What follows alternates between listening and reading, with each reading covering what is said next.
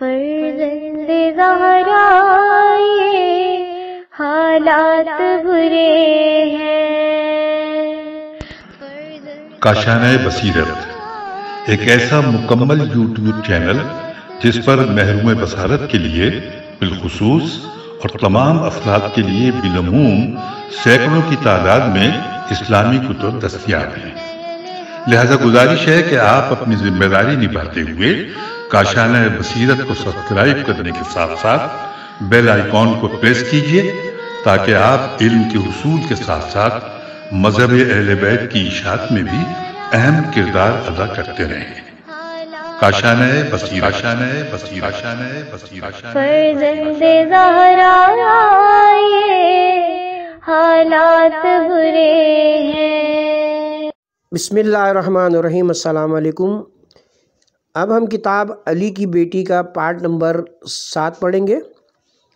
صفحہ نمبر 88، حضرت عبداللہ کی کربلا میں عدم موجودگی کی وجہ، یہ ہیڈنگ ہے اس کی، اور اس کے ذیل میں حاشیے میں ہم پہنچے تھے وہ خط جو کہ امام حسین علیہ السلام کو حضرت عبداللہ نے لکھا تھا، وہاں تک پہنچے تھے پچھلے پارٹ میں۔ اب ہم اس سے آگے سے پڑھتے ہیں۔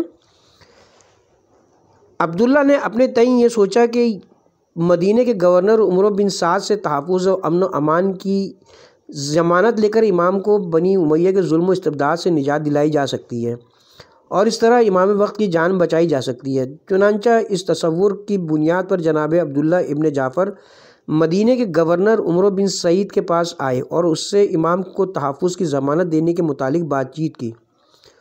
عمرو بن سعد کے پاس مدینہ اور مکہ دونوں شہروں کی حکومت تھی۔ گورنر کو جناب عبداللہ ابن جعفر کی بات پسند آئی اور اس نے فوراً امام حسین علیہ السلام کے نام خط روانہ کیا جس میں لکھا تھا: مجھے معلوم ہوا ہے کہ آپ عراق کی طرف عزم سفر کر چکے ہیں۔ میں اس سفر کو آپ کے لیے نہایت خطرناک سمجھتا ہوں، لہٰذا میں اپنے بھائی یحییٰ بن سعید کو آپ کے پاس بھیج رہا ہوں۔ آپ اس کے ہمراہ واپس تشریف لے آئیں اور ہم آپ کو ہر طرح کا تحفظ فراہم کرنے کے لیے تیار ہیں اور آپ کی شان اور عظمت میں کسی قسم کی کمی واقع نہ ہونے دیں گے، بلکہ آپ ہمیں ایک اچھے اور نیک ساتھی کی طرح پائیں گے۔ میری ان باتوں پر خدا گواہ ہے اور وہی صحیح معنوں میں اپنے بندوں کی حفاظت اور تحفظ کا ضامن ہے۔ یاد رہے کہ یہ خط ملنے سے پہلے ہی امام حسین علیہ السلام مکے سے روانہ سفر ہو چکے تھے۔ امام حسین علیہ السلام اپنے چچا زاد بھائی جناب عبداللہ ابن جعفر کے نام جو خط بھیجا، اس میں آپ نے اپنے سفر کے مقاصد اور اسباب پر مکمل روشنی ڈالی اور جناب عبداللہ کی تجویز کو مسترد کرتے ہوئے اپنا مضبوط موقف مکمل طور پر واضح کر دیا تاکہ حالات کا کوئی پہلو ان سے پوشیدہ نہ رہے۔ امام نے اپنے خط میں لکھا: مجھے آپ کا خط ملا ہے اور میں نے اسے اچھی طرح پڑھ لیا ہے اور آپ کے مقصد سے مطلع ہو چکا ہوں۔ میں آپ کو حقیقت حال سے باخبر کرنا ضروری سمجھتا ہوں۔ میں نے خواب میں اپنے جد بزرگوار محمد مصطفیٰ صلی اللہ علیہ وسلم کو دیکھا ہے۔ حضرت نے مجھے ایک حتمی اور یقینی امر کی خبر دی ہے، لہٰذا اب صورتحال جو بھی ہو میں اس پر صبر و استقامت کا مظاہرہ کروں گا۔ اے میرے مخلص چچا زاد، خدا کی قسم اگر میں زمین کی تاریک گہرائیوں کے دامن میں چھپ جاؤں تب بھی یہ لوگ مجھے وہاں سے نکال کر قتل کر ڈالیں گے، اور خدا کی قسم بنی امیہ کے مجھ پر ظلم و استبداد کی مثال ویسی ہے جیسے یوم سبت کی بابت یہودیوں کا عمل۔ والسلام۔ جب جناب عبداللہ ابن جعفر کے پاس امام حسین علیہ السلام کا مکتوب گرامی پہنچا تو انہیں امام کے عزم و ارادے کے پس منظر سے آگاہی حاصل ہو گئی اور ہر قسم کا ابہام دور ہو گیا۔ تاریخ کے مطالعے سے پتہ چلتا ہے کہ جب امام حسین علیہ السلام نے عزم سفر کیا تو سیدہ زینب جناب عبداللہ ابن جعفر کے پاس آئیں اور ان سے اپنے ماں جائے کے ساتھ شریک سفر ہونے کی اجازت طلب کی اور اپنے شوہر سے کہا: اے میرے سرتاج، کیا آپ مجھے اجازت دیتے ہیں کہ میں اپنے بھائی کے ساتھ شریک سفر ہو جاؤں؟ عبداللہ نے کہا: اے میری پاک باز رفیقہ حیات، اگر مجھے یہ ناگہانی مرض لاحق نہ ہوتا تو میں بھی اپنے آقا کے ہمراہ جاتا اور ان کی خدمت میں رہنے کا شرف حاصل کرتا۔ اس کے بعد جناب عبداللہ نے سیدہ زینب سے ایسا جملہ کہا جو نہ فقط عبداللہ کی عظمت و جلالت کا ترجمان تھا بلکہ حضرت زینب کی امیدوں کی تکمیل کا سبب بھی تھا۔ عبداللہ نے کہا کیا آپ اس بات سے اتفاق کریں گی کہ ہماری آنکھوں کی ٹھنڈک اور دلوں کے سہارے بیٹے محمد اور اون بھی اپنے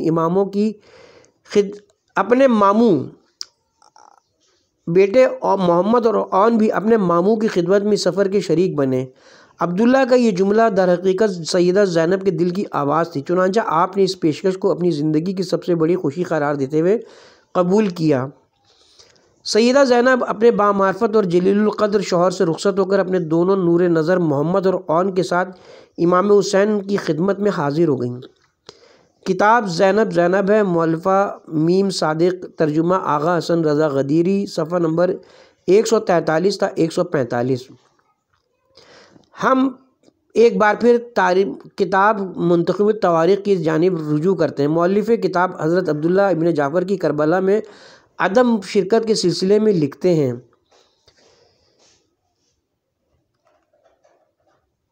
کتاب عمدۃ المطالب میں والد کے جناب جعفر طیار کی 8 اولادیں تھیں، جن میں سب کی والدہ گرامی اسماء بنت امیس تھیں، لیکن حضرت جعفر کی نسل جب جناب عبداللہ ابن جعفر سے چلی تو جو حضرت زینب کے شوہر تھے جناب عبداللہ نے سن 80 ہجری یا 90 ہجری میں مدینہ یا ابوا میں اس دار فانی سے کوچ فرمایا اور بقی میں مدفن ہوئے۔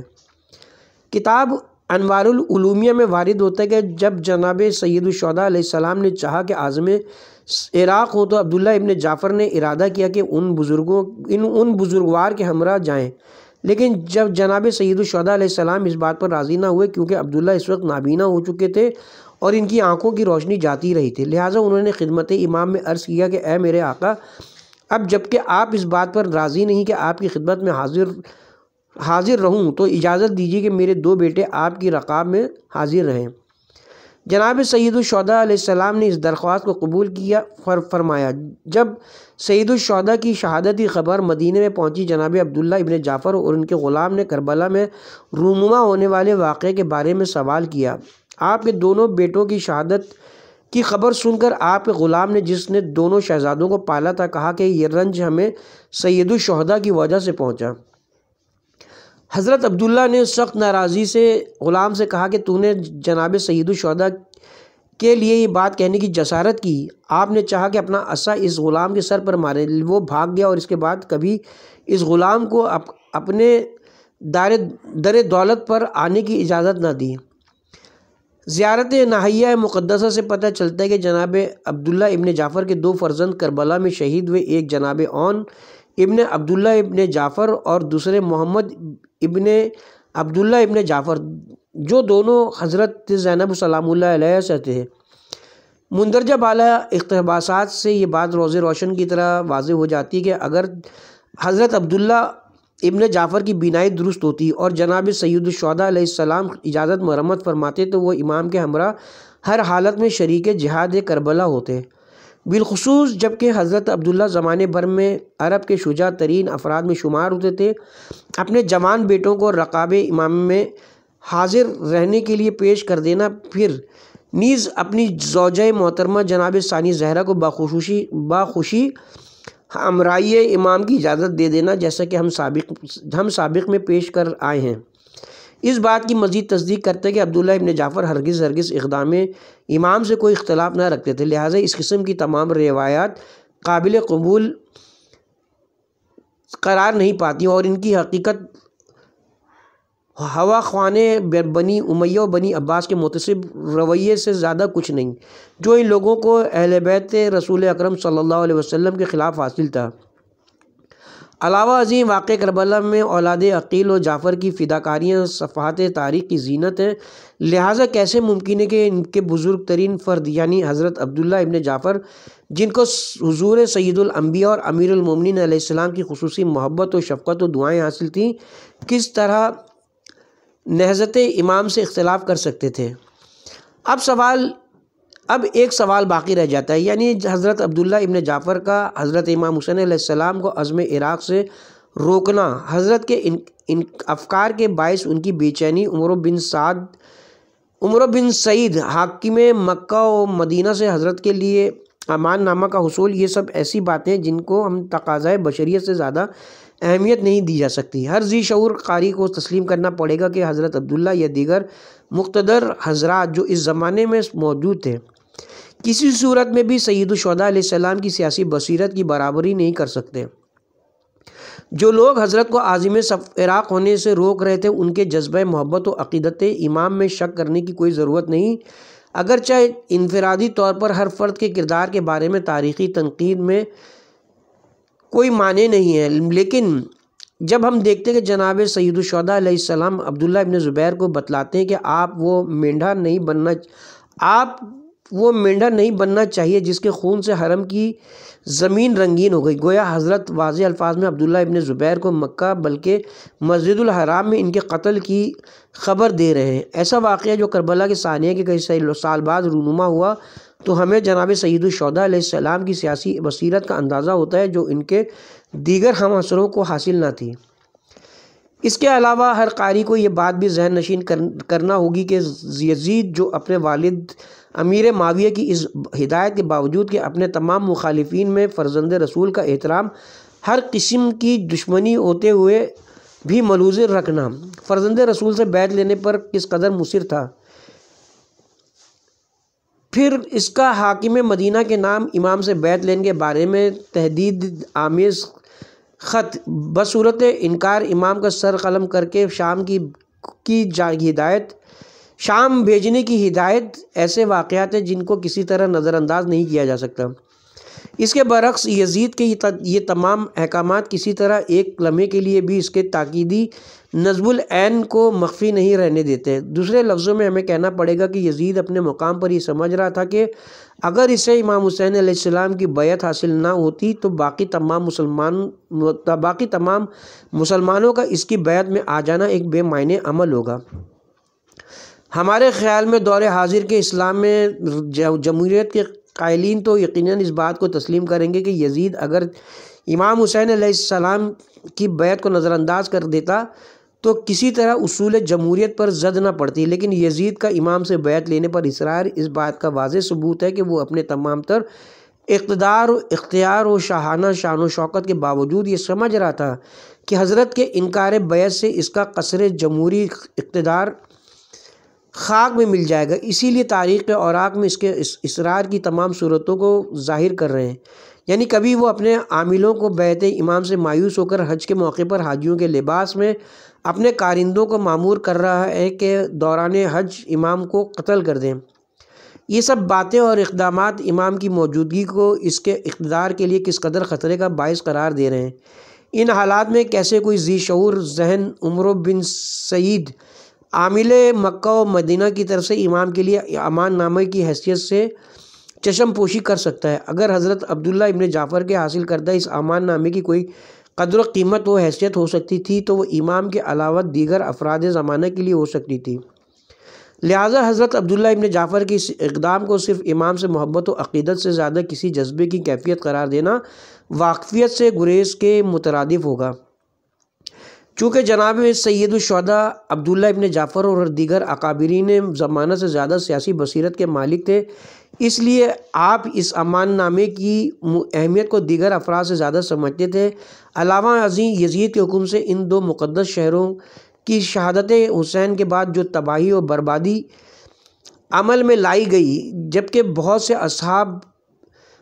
اصحاب رسول اور ان کی اولادیں وہاں موجود تھیں، یزید کی نیت میں کسی طرح کا حسن ظن رکھنے کی کوئی گنجائش نہیں چھوڑتی۔ اس کے ساتھ ہی یہاں پر حضرت عبداللہ کی کربلا میں عدم موجودگی کی وجہ کا حاشیہ اپنے اختتام کو پہنچا۔ اب ہم نئی ہیڈنگ کے ساتھ شروع کرتے ہیں۔ صفحہ نمبر 82 پہ حضرت عبداللہ کا امام حسین علیہ السلام کو سفر عراق سے منع کرنا اور نصرت امام کا عزم۔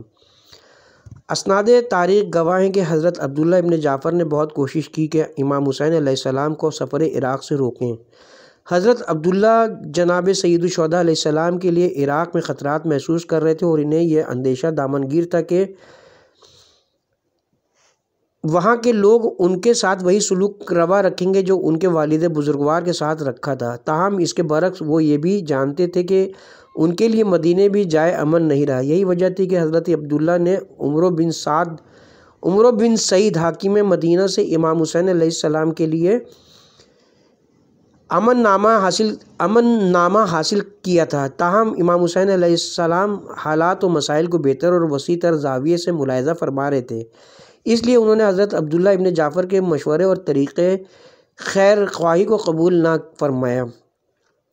بعض مورخین نے خیال ظاہر کیا ہے کہ عبداللہ ابن جعفر اپنے دل سے نہ چاہتے تھے کہ حضرت زینب سلام اللہ علیہا ہمراہی امام حسین علیہ السلام اختیار کریں، اس لیے امام حسین علیہ السلام کو سفر عراق سے روک رہے تھے، لیکن حضرت عبداللہ ابن جعفر کی شان و مقام کا تقاضا ہے کہ ہم ان کے اس خیال سے کسی طرح متفق نہیں ہیں۔ ان کا اپنے صاحبزادوں کو امام کے ہمراہ بھیجنا مورخین کے اس خیال و مصلحت کی تائید نہیں کرتا۔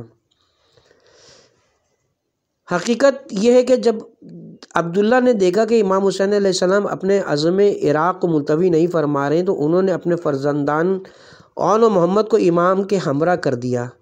کتاب زندگانی فاطمہ زہرا ڈاکٹر شہیدی صفحہ نمبر 247، اور انہیں تاکید فرمائی کہ کسی صورت میں نصرت امام سے کنارہ نہ کریں، بلکہ اگر لازم ہو تو رقاب امام میں جہاد کریں۔ حضرت عبداللہ ابن جعفر کا یہ عمل ان کی وفاداری و کمال خلوص کا آئینہ دار ہے۔ ثانیہ زہرا سلام اللہ علیہ کی شادی۔ حضرت عبداللہ ابن جعفر کے اس مقام و کردار کے پیش نظر صدیقہ صغرا کی ان کے ساتھ شادی ہوئی۔ یہ شادی اگرچہ رسول اکرم صلی اللہ علیہ وسلم کی وفات کے بعد ظہور میں آئی، تاہم یہ رشتہ حضرت کی خواہش کے مطابق طے ہوا تھا۔ کتاب زینب الکبریٰ صفحہ نمبر 128۔ روایات میں آیا ہے، نیز ہم گزشتہ صفحات میں لکھ چکے ہیں کہ رسول اکرم جب اولاد جعفر و اولاد علی کو دیکھتے تو فرماتے، ہماری بیٹیاں ہمارے بیٹوں کے لیے اور ہمارے بیٹے ہمارے بیٹیوں کے لیے۔ کتاب بانو شجاع زینب کبریٰ صفحہ نمبر 55۔ روایت صحیح تصدیق کرتی کہ دونوں کی عمر میں تقریباً 4 سال کا فرق تھا، کیونکہ رسول خدا کی وفات کے وقت حضرت عبداللہ 10 سال کے اور سیدہ زینب تقریباً 6 سال کی تھیں۔ کتاب مقات الطالبین صفحہ نمبر 91۔ بعض لوگوں نے دونوں کی عمروں میں 10 برس کا فرق بھی لکھا ہے، لیکن یہ امر بعید از حقیقت ہے۔ اگرچہ قطعی طور پر تعین ممکن نہیں، تاہم شادی کے وقت سیدہ زینب کی عمر 12 برس اور حضرت عبداللہ کی 16 تا 20 برس بتائی جاتی ہے۔ یہ ازدواج پہلی صدی ہجری کی دوسری دہائی کے درمیان یا تیسری دہائی کے اوائل میں حضرت عثمان کے دور حکومت میں قرار پایا۔ حضرت علی علیہ السلام نے جناب زینب کا مہر ان کی مادر گرامی کے مہر کے برابر 480 یا 500 درہم مقرر فرمایا۔ مولائے کائنات نے اپنی بیٹی زینب کے لیے اسی مقدار میں حق مہر معین کیا جو ان کی ماں فاطمہ زہرا کا تھا، یعنی 480 درہم۔ کتاب زینب ہے، مصنفہ میم صادق، ترجمہ علامہ حسن رضا غدیری صفحہ نمبر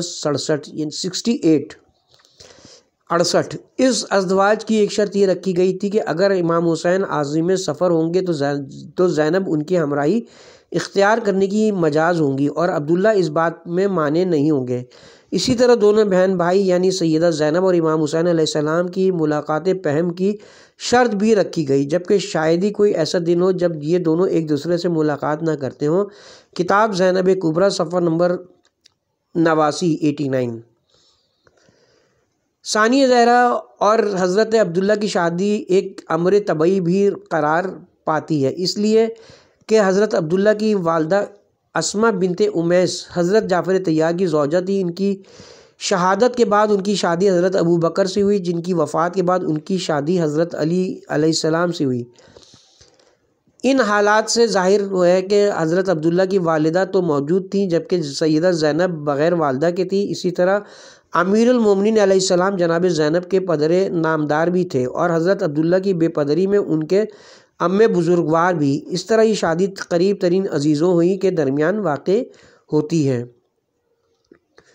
ثانیہ زہرا سلام اللہ علیہ کی اولاد۔ مورخین اس ازدواج کے نتیجے میں 4 یا 5 اولادوں کا اس طرح ذکر کرتے ہیں: جعفر یعنی محمد اور اون جن کی نسل باقی نہیں کیونکہ ان دونوں نے کربلا میں شہادت پائی، علی جن سے حضرت زینب سلام اللہ علیہ کی نسل چلی۔ ام کلثوم جناب زینب کی صاحبزادی، ان کے لیے معاویہ نے اپنے بیٹے یزید کے لیے رشتہ مانگا، لیکن حضرت عبداللہ نے ان کی شادی کا اختیار امام حسین علیہ السلام کو سپرد کر دیا، جنہوں نے اس بیٹی کا عقد قاسم ابن محمد ابن جعفر کے ساتھ کر دیا۔ زندگانی فاطمہ الزہرا، کتاب زندگانی فاطمہ الزہرا شہیدی، صفحہ نمبر 245۔ بعض تاریخ نگاروں نے آپ کے بیٹوں میں علی، عون، عباس وغیرہ کا ذکر کیا ہے، لیکن ان کی کوئی وضاحت بیان نہیں کی۔ کتاب المجدی، صفحہ نمبر 18۔ علامہ طبریسی سیدہ زینب کی 4 اولادوں کا ذکر کرتے ہیں جو جعفر، عون، علی اور ام کلثوم پر مشتمل ہیں۔ کتاب اعلام الورا۔ بعض لوگوں نے زینب علیہ کے 4 بیٹوں اور 2 بیٹیوں کا ذکر کیا ہے۔ کتاب تاریخ طبری۔ کچھ اور لوگوں نے حضرت کے 5 بچوں علی، عون، عباس، محمد اور ام کلثوم کا تذکرہ کیا ہے۔ کتاب اسد الغابہ، جلد نمبر 5، صفحہ نمبر 469۔ مورخین نے آپ کے 3 بیٹے اور 1 بیٹی یعنی علی، عون، عباس اور ام کلثوم بھی لکھے ہیں۔ یہاں پہ حاشیہ ہے، عبداللہ ابن جعفر کی اولاد میں جو بطن حضرت زینب سے ہوئی، مورخین نے اختلاف کیا ہے۔ جو بات درست معلوم ہوتی ہے وہ یہ ہے، جیسا کہ ابن جوزی نے لکھا ہے کہ آپ کے بطن سے 4 لڑکے علی و عون و اکبر اور محمد و عباس اور 1 لڑکی ام کلثوم ہوئی۔ من جملہ ان کے عون و محمد میدان کربلا میں شہید ہوئے۔ بحر الانوار اور دیگر کتب میں مستور ہے کہ ام کلثوم دختر جناب زینب تمام صفات و کمال و عقل و ذکاوت میں اپنا مثل نہ رکھتی تھیں۔ امام حسین علیہ السلام کے زمانے میں وہ حد رشد کو پہنچ گئی تھیں۔ معاویہ ابن ابی سفیان نے جو ہوشیاری اور سیاست میں یگانہ اثر تھا، استحکام سلطنت یزید کی یہ تدبیر خیال کی کہ اگر بنی ہاشم کے ساتھ پیوند مواصلت ہو جائے تو پھر ممکن ہے کہ مخالفت جاتی رہے۔ چنانچہ اس نے اپنے عامل مروان کو لکھا کہ وہ یزید کے لیے ام کلثوم دختر عبداللہ کی خواستگاری کرے۔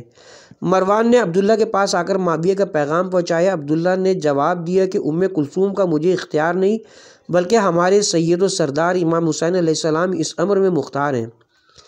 قطع نظر اس کے کہ وہ حضرت بنی ہاشم کے سردار ہیں، وہ ام کلثوم کے ماموں بھی ہیں۔ یہ سن کر مروان نے خدمت امام حسین میں حاضر ہو کر آپ کو بھی معاویہ کے منشا سے مطلع کیا۔ آپ نے ارشاد فرمایا کہ میں استخارہ کروں گا۔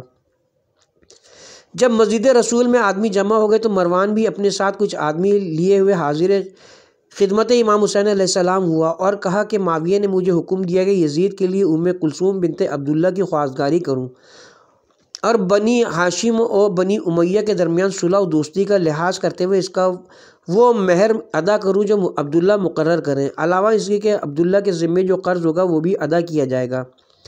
میں یزید سے واقف ہوں، یہ کفو پیوند بے نظیر ہوگا۔ یہ مجھے معلوم ہے کہ اس پیوند پر سب لوگ آپ پر غبطہ کریں گے اور آپ بھی اکثر آدمی یزید پر غبطہ کرتے ہیں۔ یزید وہ شخص کے اب اور اس کے دیدار کا محتاج ہے۔ یہ کلمہ زبان عرب میں نہایت تعظیم کے موقع پر استعمال کیا جاتا ہے۔ جب مروان یہ کہہ کر خاموش ہوا تو ستائش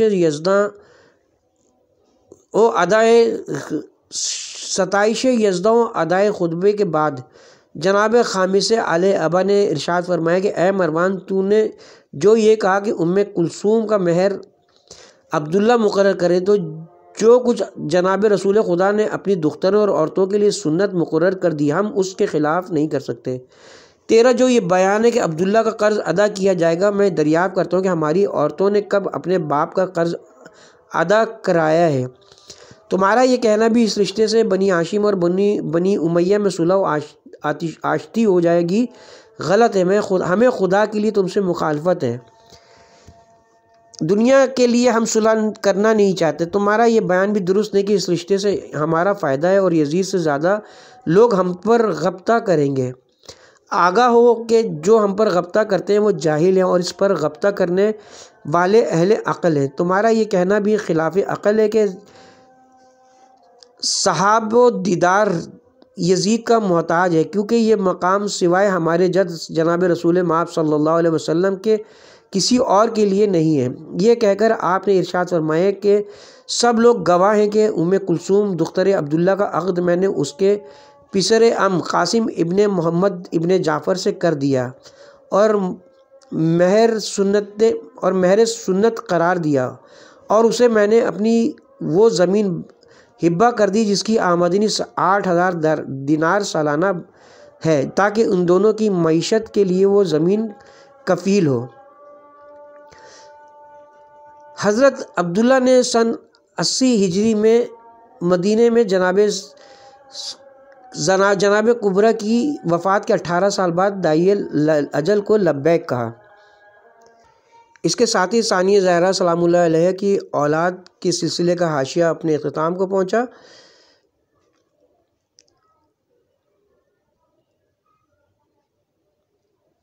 صفحہ نمبر 95، باب نمبر 2، نمبر 3، ثانیہ زہرا کی حیات مبارکہ پر ایک نظر۔